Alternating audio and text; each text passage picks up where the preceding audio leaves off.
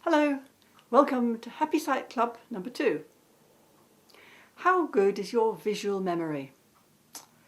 Dr. Bates wrote a lot about using the memory or the imagination of the small black period or dot to help with mental relaxation. Dr. Bates talking about a black period. Have you ever tried to remember a black period to see if it would help your eyesight? And if so, what results did you get? Why don't you share them with us in the comments below? I want to say that there are various ways to relax your mind to help your eyesight that were used by Dr. Bates. One is to palm,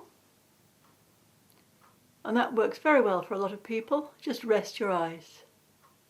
Another is to notice movement, and this is the one that I find gets good results for me. And then there's the memory of the black dot. If you can remember it perfectly, you know that you've got perfect mental relaxation.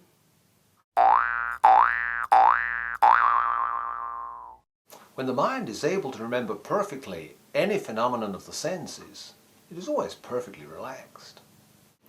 It sounds like a simple thing to do, but Dr. Bates talks about the difficulties people have with doing this simple thing. Maybe you think you remember the black dot perfectly when in fact you don't. Or maybe you can remember it perfectly but only for a few seconds and then you lose it. Or you can remember it perfectly with your eyes closed or when you're looking at a blank wall, but as soon as you start to look at something that you're going to interpret, like the letters on a chart, you lose your mental focus and you lose your relaxation and you start to strain all over again. And then maybe you just don't like the idea of a black dot. It doesn't have to be a black dot. It could be a cuddly toy. It could be the taste of something that you enjoy.